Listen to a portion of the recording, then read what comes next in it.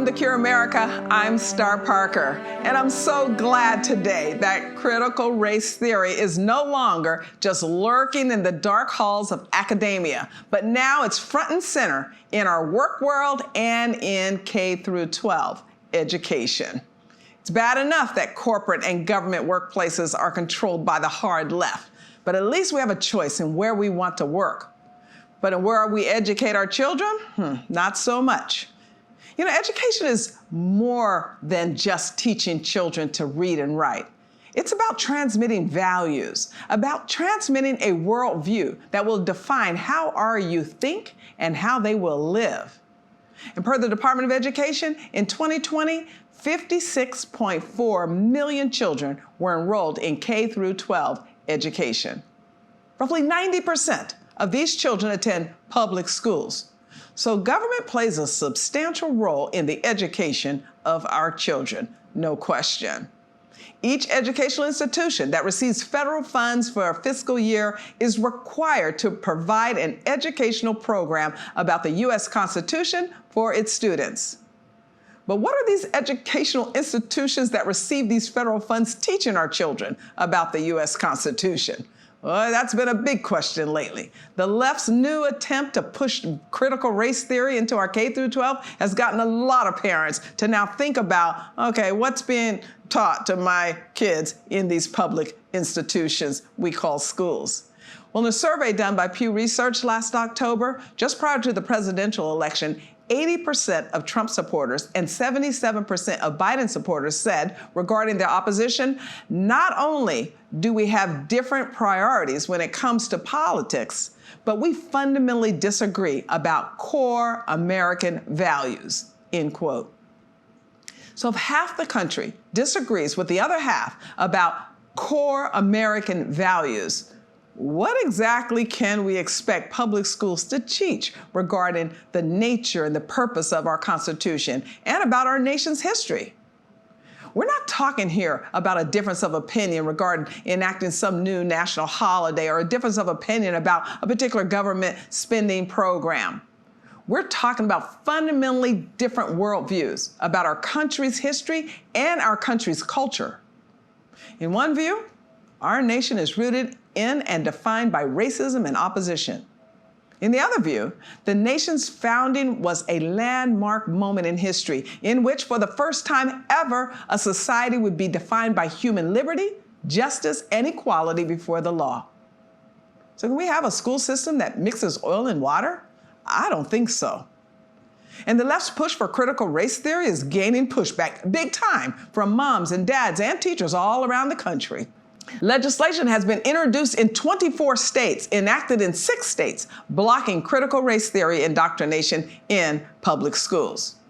Americans are not just deeply divided in understanding our nation's history, however. We're deeply divided in our values regarding life itself. We're talking here about deep differences in attitudes regarding sex, marriage, family, and abortion. And according to the National Conference of State Legislatures, 30 states and Washington, D.C. require public schools to teach sex ed. So again, this begs the question, what are these institutions that receive federal funds teaching about sex to some 90% of our nation's K through 12 students? You know, we recently did 2 episodes here on Cure America about transgenderism and the alarming things that are being pushed on children as young as 5 years old. So is it time to get our children out of these government-controlled schools that are teaching children values that are contrary to those of their parents? We will delve into this. We're going to go deep into this topic with policy experts, one in particular, DeAngelis. He is the National Director of the American Federation for Children. He's the Executive Director at Educational Freedom Institute and an adjunct scholar at Cato Institute and a senior fellow at the Reason Foundation.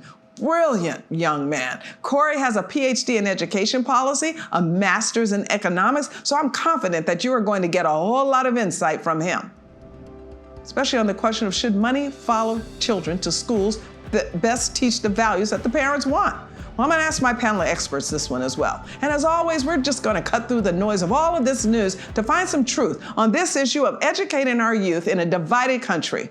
And we're going to do that right after this important message. It's time for a cure. CURE is a coalition of new voices with new ideas that will become new policies. We are the CURE, the Center for Urban Renewal and Education. Headquartered in Washington, D.C., CURE works with churches, political, and business leaders on behalf of urban communities. CURE's mission is to address issues of culture, race, and poverty from a Judeo-Christian perspective. CURE, join with us. There has never been a better time to help Black communities.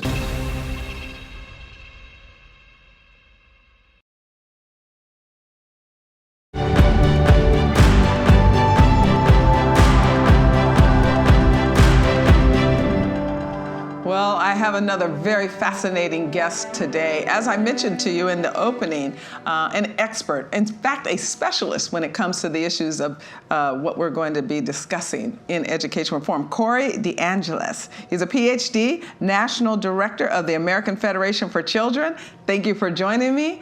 And I don't think I mentioned to you in the opening that his PhD is from the University of Arkansas. And I'm like, from Arkansas, but then you have a master's degree from Texas. You're from Texas. Yep, I originally grew up in San Antonio, Texas, and I did my PhD in Arkansas. And thank you so much for the introduction and for having me here today. Well, you're welcome, but I'm really intrigued because you're so young and you were in Texas, which has pretty decent educational systems. It's a more free state in the union, even though it doesn't have as many school choice options that we would like to see. But what drove you to even want to study this to the degree that you have for education policy? You guys are fascinated over there at the American Federation for Children to understand that parents need options. To get you then, I understand, to Arkansas just because of this particular issue. Tell me a little bit about yourself. Yeah, I actually attended government-run schools all through K-12 education in Texas. But in high school, I had the opportunity to go to something called a magnet school, a school that you're not residentially assigned to. It's still government-run, but at least you have an option to select into a type of school that works better for you rather than the residentially assigned option. So I feel like that had a positive impact on my life trajectory.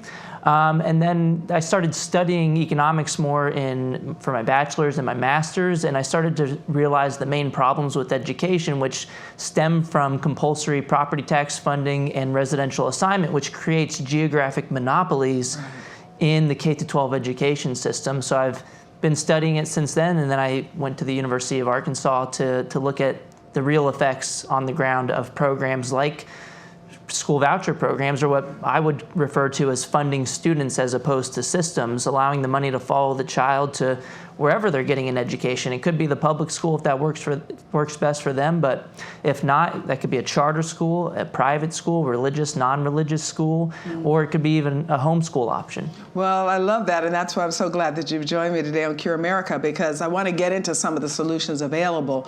We know now that the whole system needs to be collapsed. I'm just going to be frank with you. You had a magnet school option, but that had a lot to do with the academics, and some of the government funded, union-controlled schools say, well, maybe we'll let a few out here, a few out there, and then for years they had to fight for charters, and then maybe a few out there, and then you have a long list of people waiting. Tell us a little bit about what is wrong. Why are we not getting this public system right? Is it because it's a public one-size-fits-all system? Part of it's a one-size-fits-none solution. Doesn't work for everybody. But the other thing is that the main problem with K-12 education in America is a massive power imbalance between the teachers' unions and the public school monopoly and individual families. All of the funding goes to a particular building regardless of the family's choice in the matter, regardless of their satisfaction.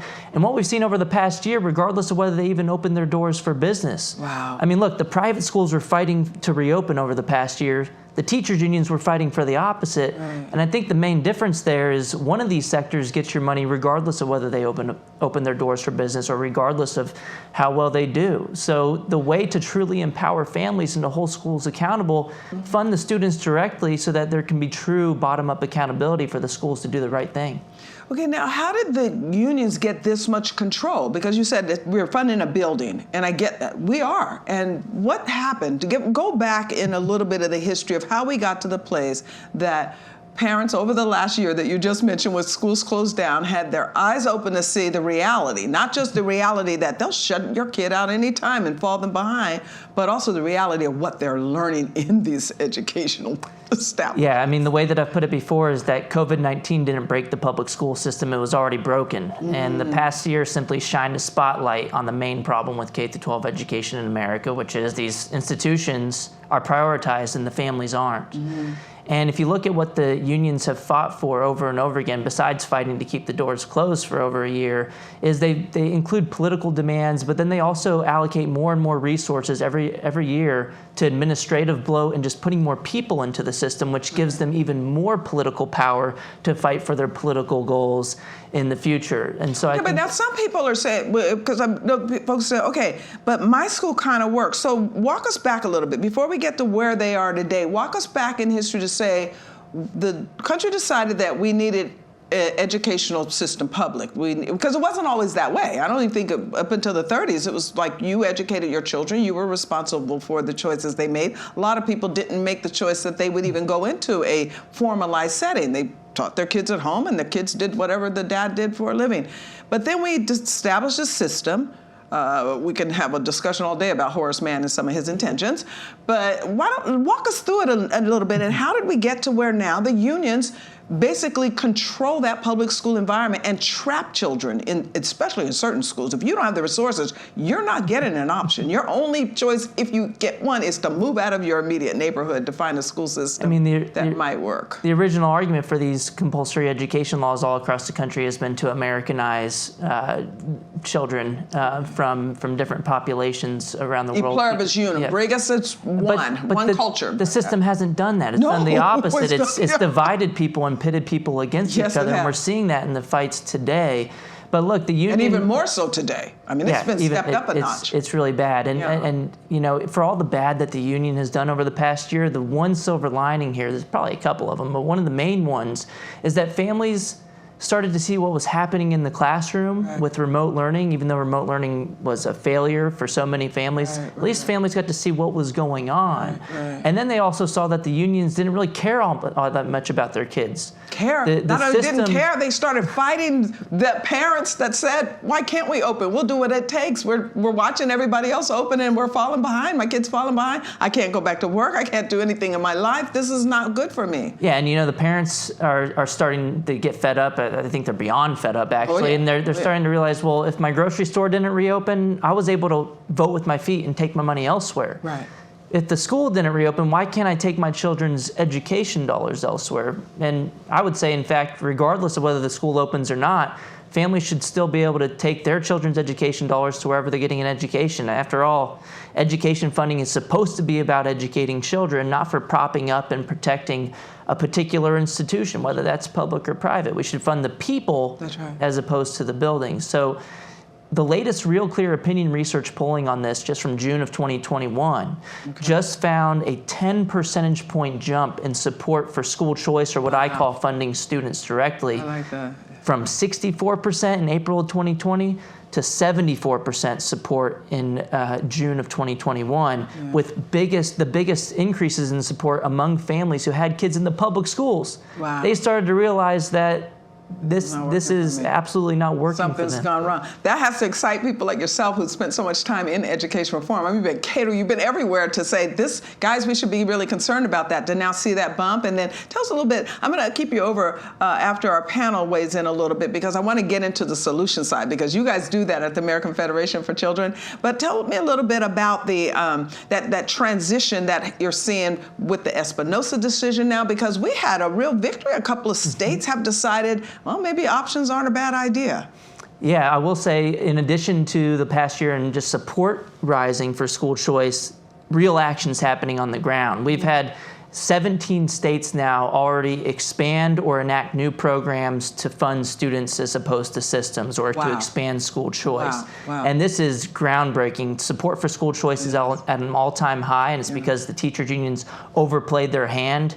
In a way, they've done more to advance school choice inadvertently than I have ever done in my lifetime to advance the concept. So thank you, teachers unions, for accidentally supporting school Something choice. that you pretended you don't want, and certainly seeing it slip away.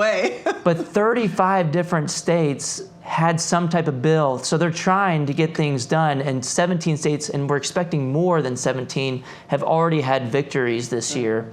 So I think that's huge. And if you look at the Supreme Court case last year, Espinoza v. Montana, that was a huge win for religious liberty. Yeah, it is. They ruled based on the free exercise clause of the First Amendment of the U.S. Constitution, saying that if you're going to have a school choice program, you can't exclude religious families and religious schools just because they're religious. That's exactly right. And that was such a win for us. That's why I'm going to have to keep you over, because after our panel, we want to weigh in this. I'm going to give you a little bit more discussion about this incredible victory that we are seeing. You know, it's gotten really dark, but anytime you can shine a little light in the dark, that's a healthy thing. And I want to keep you over, Corey, because let's get into some of the options that are being made available for the parents, as well as what they can do next to get those options right in their own local district with their children. And I'll give you more about that. You're going to hear from my panel, our experts, again, talking about what happens when a government monopoly controls your children's destiny. We'll talk about it right after this. Let's take a quick history lesson. Just 2 centuries ago, 94% of the people in the world lived in extreme poverty. Today, it's 8.5%. In a century, our life expectancies more than doubled. How did we come so far so fast? The freedom to create, to start a business, to keep what you earn. Don't let the socialists and radical left cost us our progress, our freedom, and our well-being. It's time we fight for America and vote for America.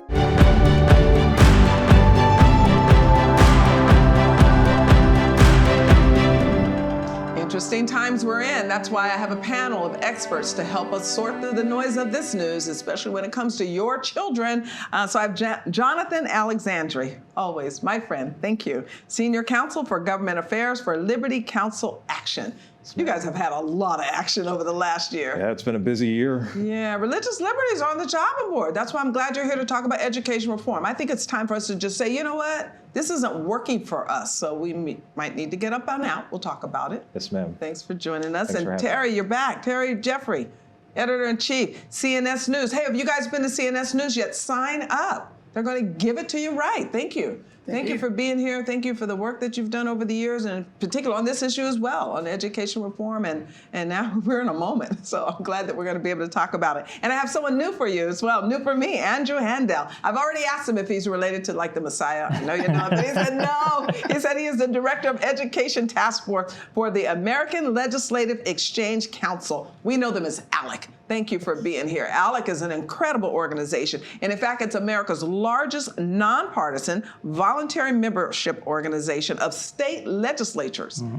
They're dedicated to the principles of limited government, free markets, and federalism. And so when you say, that it's nonpartisan, I think that it probably slants one way when you start talking about limited government a little bit. We welcome everybody. You welcome everybody, yes. But it is a voluntary membership. Yes. So thanks for being there, because you guys have for years and years done a whole lot of work on the legislative area in the different states. Mm. So basically what happens, from my understanding, correct me if I'm wrong, state legislatures join your group, and then they find out about all types of issues, what they should be thinking about in various buckets. But in particular, education. It's been one of your pillar issues for a long time. So I'm very, very excited that you would join us, because we need to get into this. I want to read something to all three of you first, okay? And then I'm going to start with you, Andrew, because you're in the hot seat. You're the new. Okay, so this is from William Barr. Attorney General William Barr. And he has done this little booklet, Religious Liberty and Today's Public Education. You guys are going to see this. And he said, I want to take a few minutes to speak with you about the greatest threat to religious liberty in America today. He said about the greatest threat. This is interesting. I heard him speak about this at a private breakfast with hundreds of prominent Christian leaders. That's when he delivered this message, and they put it now in book form. He says the increasingly militant and extreme secular progressive climate of our state-run education system. He says that's the greatest threat. Are you guys agreeing with that? Yeah, I think that religious liberty is a key issue for us moving forward. We had some really significant court cases last year with the Espinoza decision, which opened up public funding for religious schools, and now the Supreme Court just took up another case, Carson versus Macon, which they'll decide in the next term, which will decide for schools with religious instruction. Kind of a bit of a technicality, but you're starting to see some movement there. You're starting to see that these existing school choice programs, vouchers, education savings accounts, jumps are starting to be opened up for all types of private schools, including religious schools. And Terry, do you think that that's because people are just fed up with always having to defend their faith? Yeah, and I think we're getting back to the core idea of education. The bottom line is education isn't just about learning reading, writing, and arithmetic and history. It's about values. And we know that when you study history, when you study literature, when you study mathematics even, values are integrated into it. And people know that the public school system now is advancing values that are antithetical really to what America ought to be all about. So if you send your kid to a public school and you believe in traditional values, you're at war with the school system. Wow. And I think that's really what's happening in America today, and it needs to be fixed. Well, he's saying it's a threat. Yeah, I think the Attorney General is absolutely right in that sense. Parents teach their children their values, but there's an intermediary, and that's the public school, the secular, government-run, anti-God, anti-Christian ethic that these schools are pushing, and they're intentionally pushing it. The 1962 and 63 cases from the Supreme Court that said we're going to excise prayer from school, that we're going to get rid of Bible reading from school, was the public school system saying that we're planting our flag down and saying that we no longer want religious instruction, we no longer want the fear of God being the foundation for knowledge. We want to introduce a whole different system of education. And in the wake of that, we've seen, the atrocities that come through sex ed education, the atrocities that come through critical race theory, all trying to fill this gap that was once prominently held by the Ten Commandments and held by Bible and prayer within the schools. Yeah, I know that. And in fact, Andrew, you mentioned these cases, because people are really getting tired of this. And I guess what I'm seeing even with the former Attorney General, just recently a former Attorney General, Bill Barr, he's saying this is the issue, guys. This is, we can't, listen to what he says, and I want you to respond to it. He said, we are rapidly approaching the point, if we have not already reached the point, at which the heavy-handed enforcement of secular progressive orthodoxy through government-run schools is totally incompatible, he says, with traditional Christianity and other major religious traditions in our country. He's saying that this is not, we can't even have a public system anymore. Is this what you guys over at ALEC are sensing with what the legislatures are now saying? Hey guys, we have to look more at our state, protecting our parents and even our teachers now with critical race theory. Even teachers are saying this isn't anymore mine. Right. Yeah, I mean, we've seen all kinds of movement in 2021 in favor of parental choice and enhancing education freedom. We used to call 2011 the year of school choice because we had about 13 states that passed legislation to expand choice for parents. This year, we've had 17 different states. Yeah, okay, so why in 2011, what happened then that you started seeing that sense of movement? Yeah, it was a similar situation to what you're seeing now, where there was a groundswell of support among parents. They started paying more attention to what was being taught to their kids, and similar to today with the pandemic, how students were forced onto Zoom. I like to call it emergency crisis remote learning because that's essentially what it was.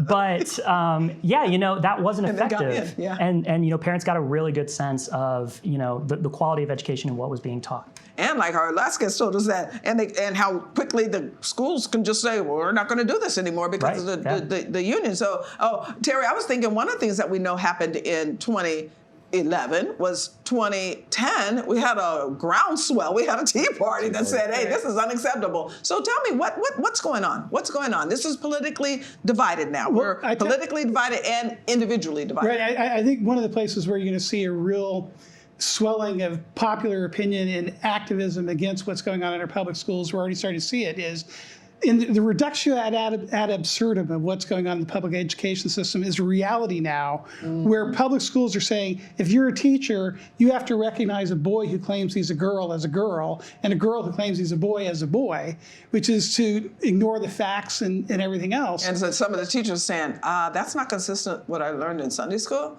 Yes, and the parents and the community. And I mean, if you think about it, if you could go back 50 years and ask any American anywhere, should the public schools treat a girl like a boy? They would say, no, that's absurd. Right. But we're actually debating that in America today. I mean, this is the ultimate culture war. And I believe the ultimate solution is, let's get rid of the public schools. Let's give everybody in America that has a child school choice, so they can send their child to the sort of school they want to, including schools that teach religious values and principles. Yeah, I want to talk about the solutions on the other side of a break after our guest gives us some insight into what that looks like, our guest interview. So in the meantime, I want to just look at, okay, it has broken down, and Jonathan, as Terry just pointed out, on the sex ed. This is forced. Many school districts, you have to send your kid into these sex education courses, and now they've gotten to where it's like, you guys can't be serious. It's almost laughable if it weren't so serious. But also we're seeing it in critical race theory, that now they want to rewrite the rules of history. I think you're absolutely right. In sex ed, it's teaching more perversion or greater amounts of perversion to kids at a younger age, and really introducing them to the worst sex acts that you can't even have around a discussion around a civilized table. This is literally what they're teaching the kids, and it's done by a gym teacher, it's done by a male or female that's standing in front of a group of 20 children and giving them a one-size-fits-all sex education, really perverting their innocence at such an early age. And that's, parents in many states don't have the option to pull their kids out. It's not an opt-in program. They have to actively pay attention to what their kids are being taught. At Liberty Counsel, a bulk of our non-litigation work are parents just calling in and saying, what is my child learning and how do I get them out of this program? And so we're fighting it on so many fronts. And the amount of money that's being poured in, the amount of hours that's being poured into the child, if that's not combated with real solutions, and I think we'll get into the solutions in the next portion, if that's not combated with real solutions, we're going to continue to lose generations. I mean, this is something that, of course, the pandemic has revealed. Right. Children are losing upwards of 211 days in terms of falling back in their reading, over 115 days in terms of falling back in their mathematics. That's real-time issues. Especially in our hard communities, because they were already lagging behind, and now we're seeing all this violence in our society as a result of just lack of social order. And I know that education has a lot to do with it. So I'm going to ask you this, Andrew.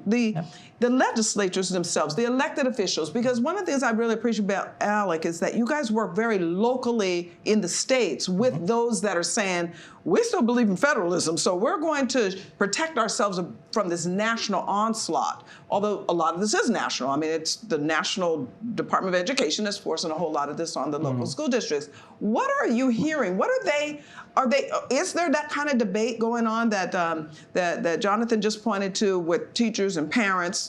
Are the legislators and elected officials starting to try to figure this out as well? Yeah, they definitely are. There's tons of discussions being had in legislatures around the country, and there's some different approaches being taken. Some legislatures are pursuing policies to ban things like critical race theory from being taught. Period. End of sentence. Okay. I would say that there might be some technical issues with that, or from a more principled standpoint. I think that America's founding principles will always shine through, regardless of whatever other content is there. So the key, I think, you can't change truth. Exactly. Yeah. Like, so hey, he did really write those documents, whether he owned slaves or not. Go ahead. Yeah. So no, the key is just reinforcing what a quality civics education looks like, and that's something I know we'll get into in a little bit.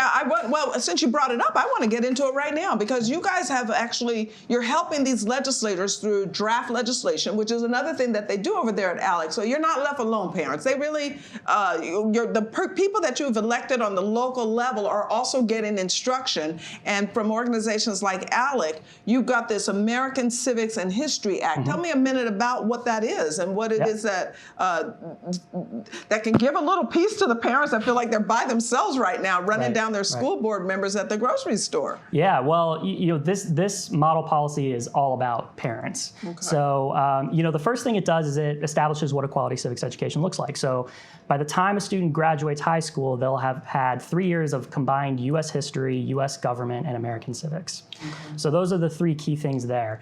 And then we tackle this issue of instructional material. What's actually being taught in the classrooms? Okay. I heard a story about a parent in Rhode Island who thought maybe critical race theory was being taught in the schools.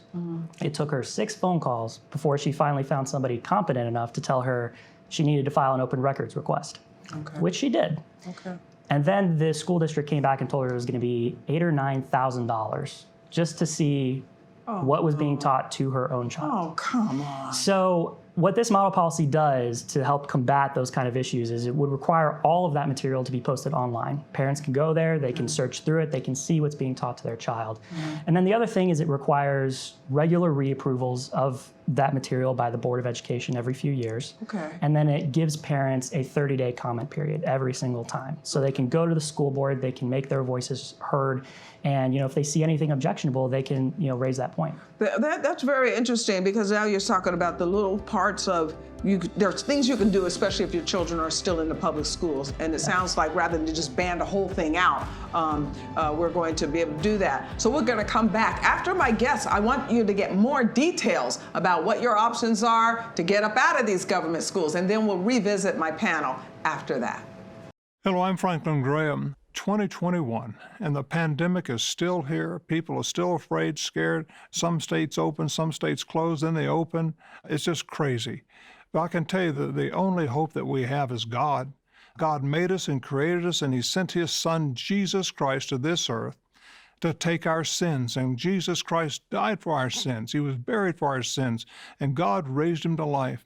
And He'll come into your heart, and He'll change you, and He'll give you a new life and a new beginning. But you've got to invite Him. If you've never invited Christ into your heart, do it right now. Just pray this prayer with me. Just say, Dear God, I'm a sinner. I'm sorry. Forgive me. I want to turn from my sins. I believe that Jesus Christ is your Son, and I want to trust Him as my Savior, and I want to follow Him as my Lord, and I pray that in Jesus' name. If you prayed that prayer, call that number right now that's on the screen. Call it. God bless.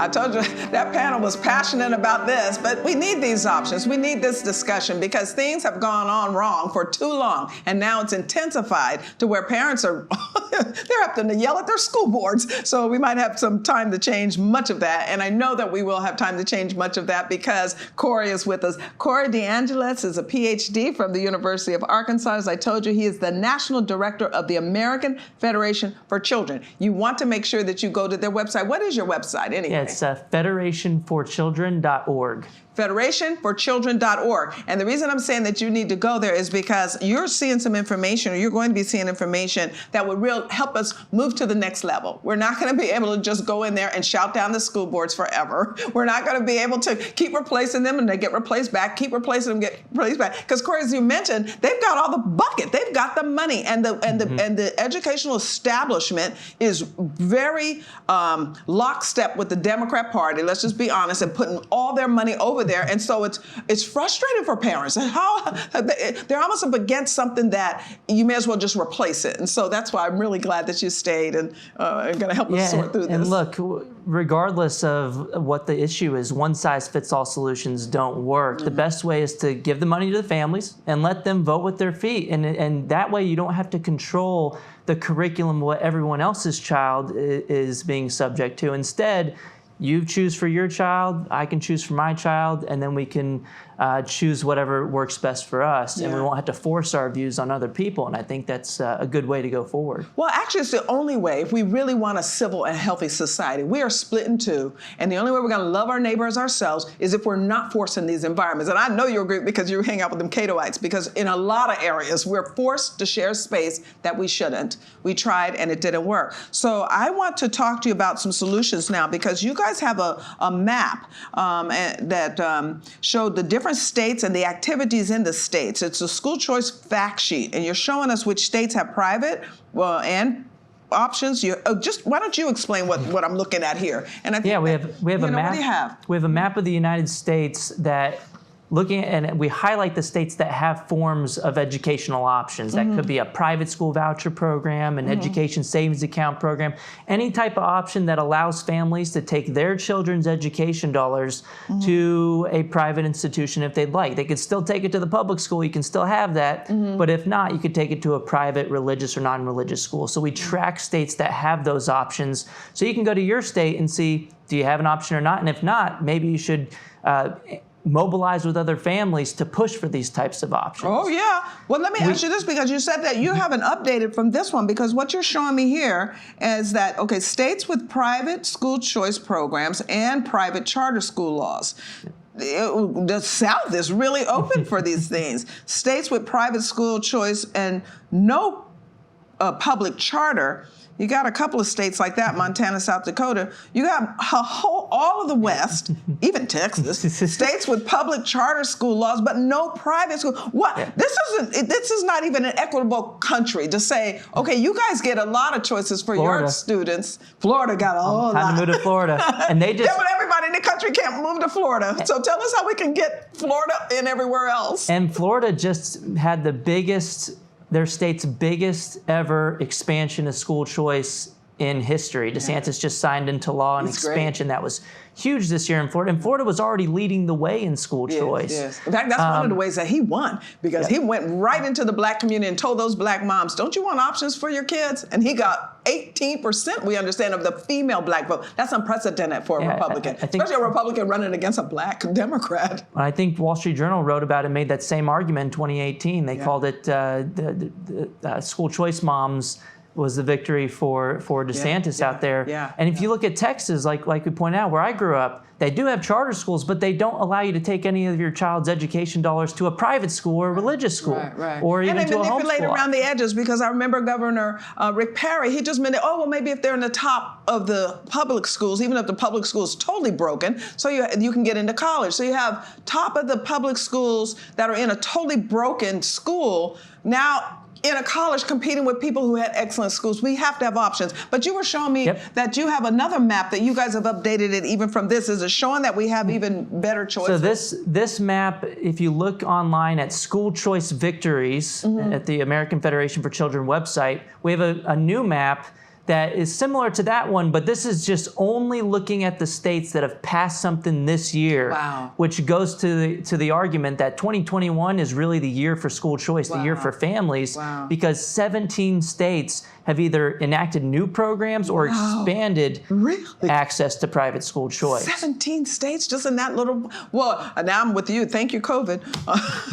It's the one silver lining that at least we're getting, although we've taken steps back in some places and that, there's been a lot of issues over the past year, families are experiencing more educational freedom. And in states that even didn't pass something, it's becoming a stronger case towards empowering families going forward. Okay, while I have you as an expert, I'm going to be quiet because I don't have a long time with you. I'm going to go back to my panel after you so we can discuss some of the things you've shared with us, Corey. But I do want to go through some of the types of programs. You have education savings accounts. These are the things that they're fighting over at his organization to get for you in your state. And if you don't already have them, you got to get them. So you have education savings accounts, scholarship tax credit programs, voucher programs, parental tax credit programs, charter schools, public school choice virtual schools. These are all different forms of what we would call school choice or education choice. Okay. And the first one you listed is the gold standard of school choice. Education savings accounts. Education savings accounts. Okay. So, but what if you don't have anything to save? But tell me about it. But let's go into some the people detail call them education freedom accounts. Some people call them education scholarship accounts. But here's the main idea. You have, in the U.S., we spend about $16,000 per child per year in the public school system. That's before COVID, too. $16,000 per child per year. Yep, and that's before COVID. It's probably going to be like 20,000 in 2021. So we spend a ton of money. Okay, wait. $16,000 per child per year. Classroom of 25, 30 people. Wow, teachers, I hope you're hearing this as well. Your classroom and the value of that one classroom, that's huge. I don't do math real quick, but $16,000 per kid times 20 children. Yeah, where's all the money going? It's not going towards the teacher's salaries. It certainly isn't. Or her pencils or pens or books. But go ahead. So I don't mean to cut you off, but whoa, I had to stop you there because this is real. This is real numbers. So this is the gold standard, education savings account. So tell me. Yeah, basic idea is that money that would have followed the child to your residentially assigned government school, you can still choose that school and all the money would still go to that school. But if not, a portion of that funding would follow the child into something called an education savings account. And then the families get to decide where to spend that money on any government-approved education expenditure. That could be the public school. You could stay there. If not, you can use it for private school tuition and fees, private tutoring. You can use it for homeschooling expenses. Wow. So it really takes us even from the conversation of school choice to education choice, because schooling is only one way to get an education. Yeah. And We learned that for sure over the last year. They're sitting home with a computer figuring it out. yeah, micro schools, pandemic pods, where the families are getting together in the households. You could use it for those type of expenses as well. 5 states already had education savings accounts before COVID. Now, over this past year, at least 4 states have already passed new education savings account programs. So we've almost doubled the amount of ESAs, education savings accounts. It's kind of like the idea of the voucher, where the money would have went to the public school, but you could use it for private school tuition. But if you're not only limited to private school tuition. I love it. I used to be for the education. vouchers, and I still am. I want all options. Yeah, let money follow children to schools parents want. That's what it sounds like you're saying. So tell us a little bit more. Walk us through your website, because I only have a minute with you. So walk us through, what do they need to do? Go there, because every parent, now they're out there saying, I want that. You only have 4 states. What do we need to do as a nation? What do they need to do locally? Look, parents are fired up, families are fired up, and this is a moment that we need to capitalize on. So families shouldn't just sit there and be upset about what happened in the public school system over the past year. They need to fire up, band together, and push for school choice as the ultimate solution. Get your children's education dollars back, regardless of what the issue is. Maybe it's the academics in the school. Maybe your school is not safe. Maybe your school is indoctrinating your child with values that you do not align with. The solution is obvious. Let me take my children's education dollars somewhere else to an institution that aligns with my values. And so you can go to fundstudentsnotsystems.org. Students, not systems. .org, and you can sign up and look for ways to push for school choice and legislation in your state. Okay. Fund students, not systems. That's what we're going to do. And you need to go do that. It's on the screen. You have to do it. We have to save our children. That system is not redeemable. I'm sorry. It's just not. You know my opinion on it. And I thank you for doing all the work. My goodness, as a young man to do all that work, dedicated your life to it, and now to see this reality, you got to be happy. But we're just getting started. So got a lot of parents that are going to say, I want that, I want that. So thank you. And we'll have to have you back another time. Right after this, we'll be with my panel. It's time for a Cure. Cure is a coalition of new voices with new ideas that will become new policies. We are the Cure, the Center for Urban Renewal and Education. Headquartered in Washington, D.C., Cure works with churches, political, and business leaders on behalf of urban communities. Cure's mission is to address issues of culture, race, and poverty from a Judeo-Christian perspective. Cure. Join with us. There has never been a better time to help Black communities.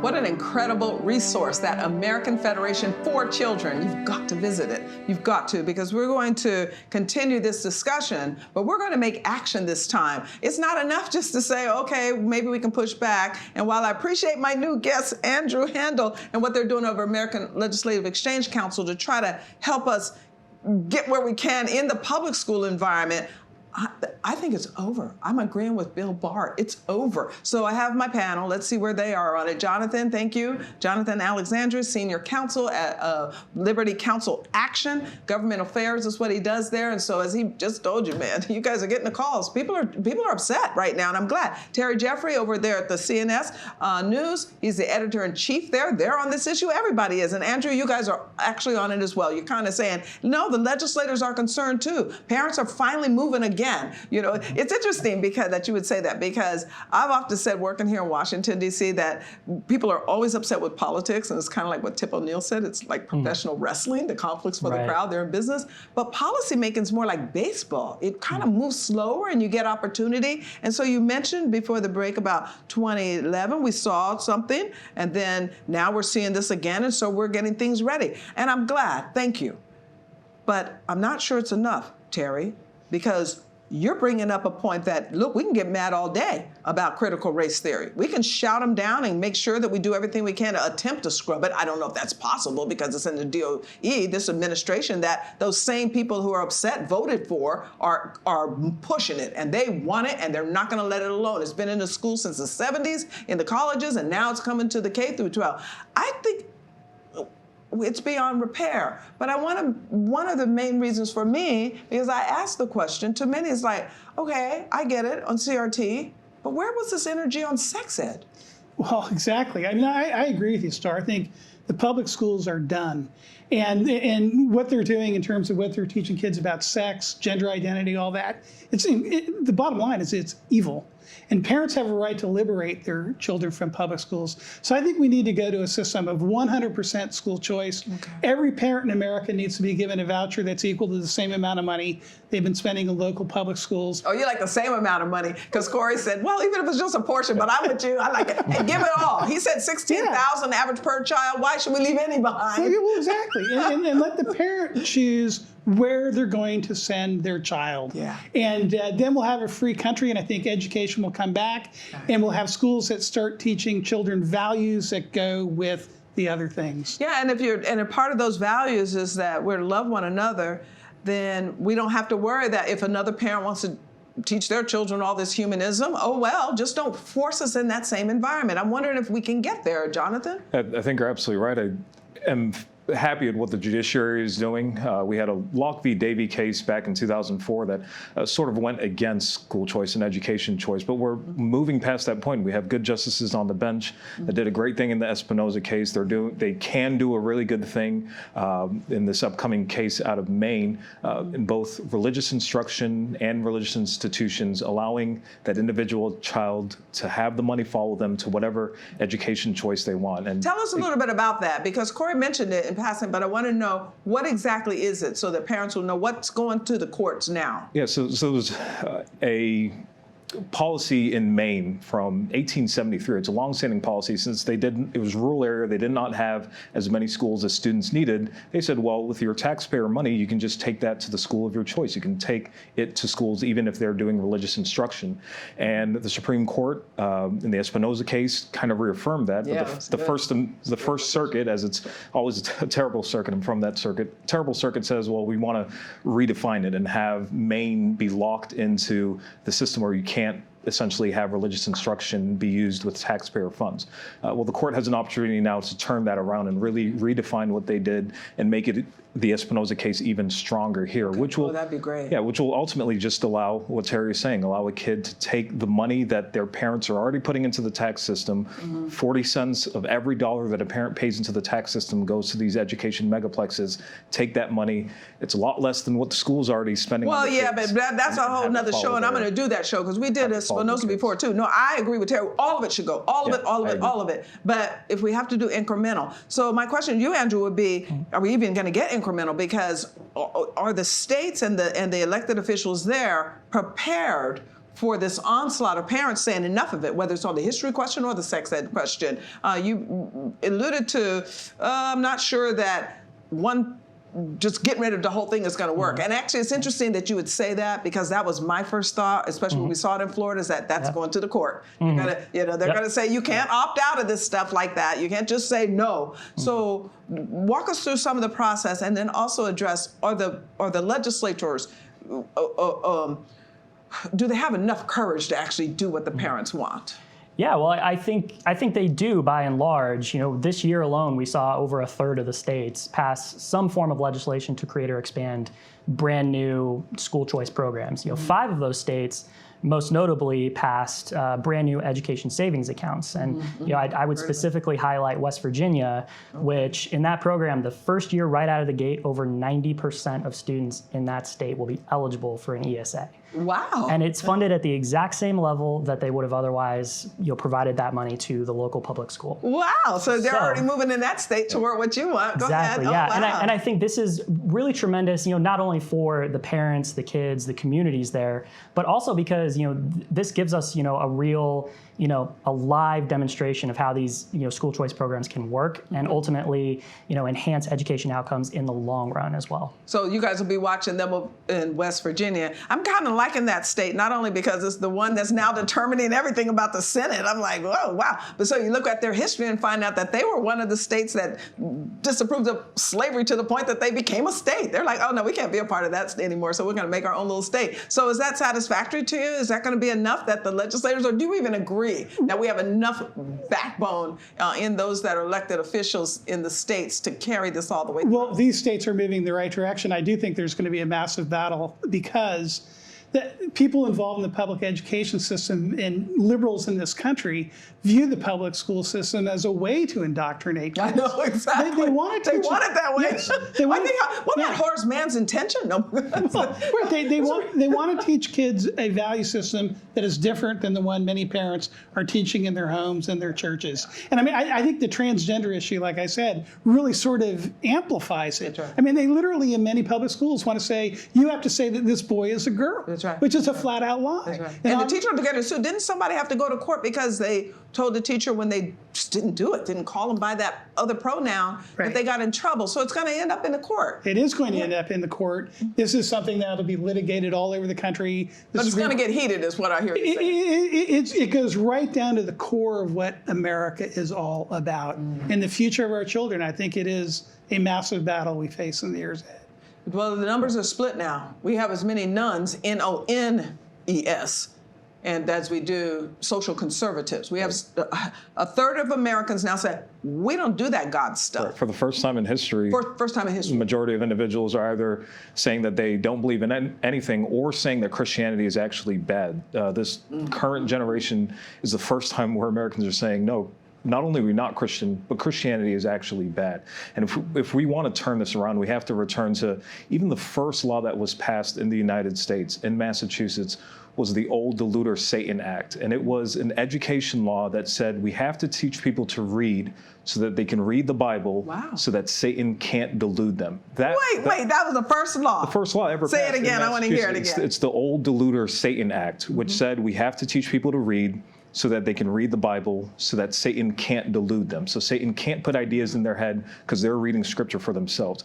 If education returns back to that, then we've solved every issue that comes out of this education megaplex. And is the way to solve that, and education return to that, these options? Schools just let them out, let parents decide? Will that, because what if more parents then choose secular schools?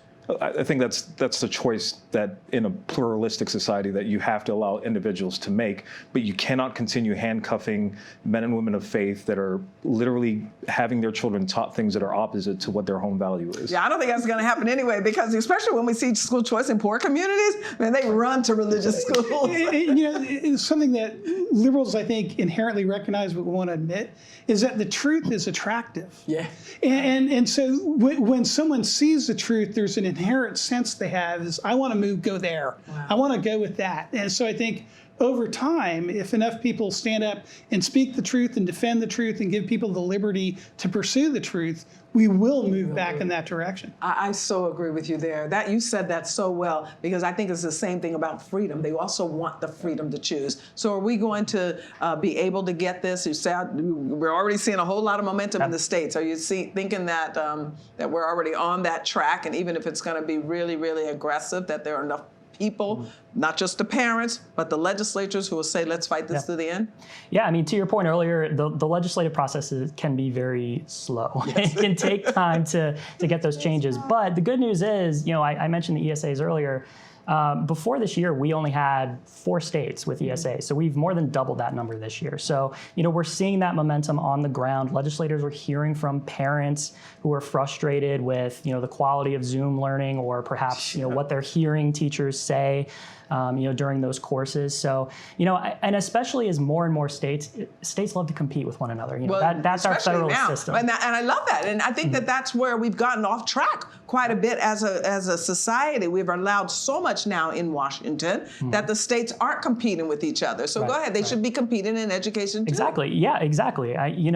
As they're competing with one another, as their neighboring states, start to see more school choice popping up, then that's going to influence even more states to start expanding those options as well. Yeah, everybody can't go to Florida. Everybody can't go to West Virginia. We got to get them everywhere. But but it's not without opposition, as you mentioned, Terry, but not just opposition from the hard left that wants to indoctrinate. You know, I have here a column from Family Research Council. Tony Perkins himself is still arguing for the public schools. So if then I guess there are people out there, no, we can still redeem these. I just don't agree. But is this a conversation that needs to be had in the religious community first? Or should we just say, forget y'all, we're going forward and, like Joshua and Caleb did, and leave everybody else behind? I think it does. I mean, I honestly don't understand why a traditionalist, conservative Christian, if they had a choice to send their child to a school that taught their religious values along with everything else, or send them to a public school where the government was going to say a boy is a girl, would choose the latter. I know. And so why not allow people that choice?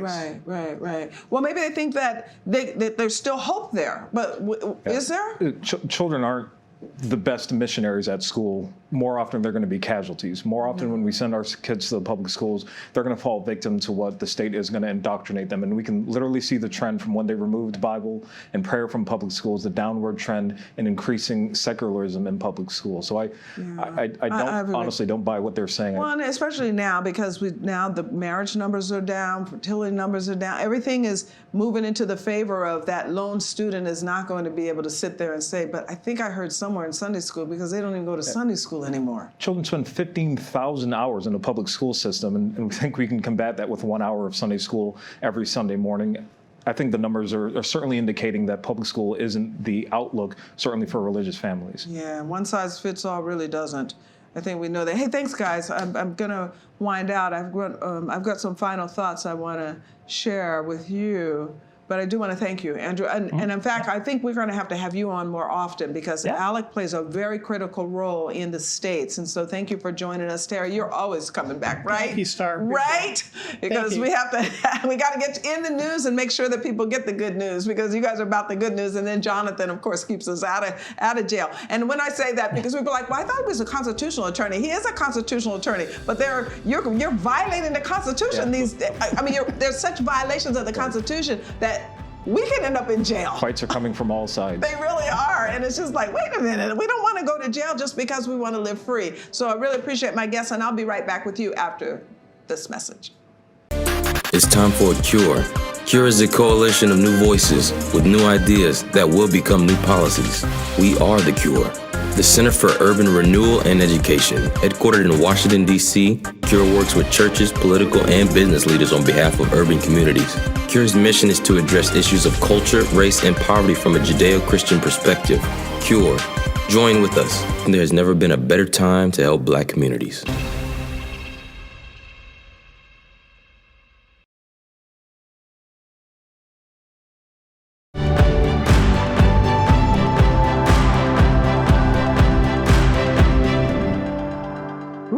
I love it. No, that was a good one. I hope you agree. A lot of information. Do what we ask. Let's do this, guys. Perhaps if there's one thing the majority of Americans can try to agree on, it's that our nation is about freedom. And after what we just learned from our guests and our panel, maybe we can agree on this. It is clearly time for parental choice in education everywhere across our great nation, in every school district, in every state. Our guests gave us a roadmap. We need to elect school board officials and members at a local level and legislatures at every level to pass the type of laws that allow parents to decide what their children will learn, and to give parents the freedom to select a school for their child that teaches the worldview, the values that they want.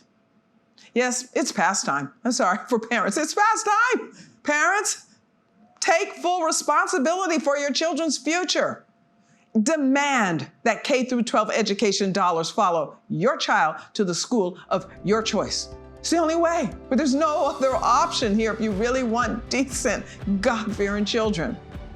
Thank you for watching. We look forward to seeing you again next week here on Cure America. And until then, may God richly bless you and keep you, and may his face shine upon you and give you peace and hope.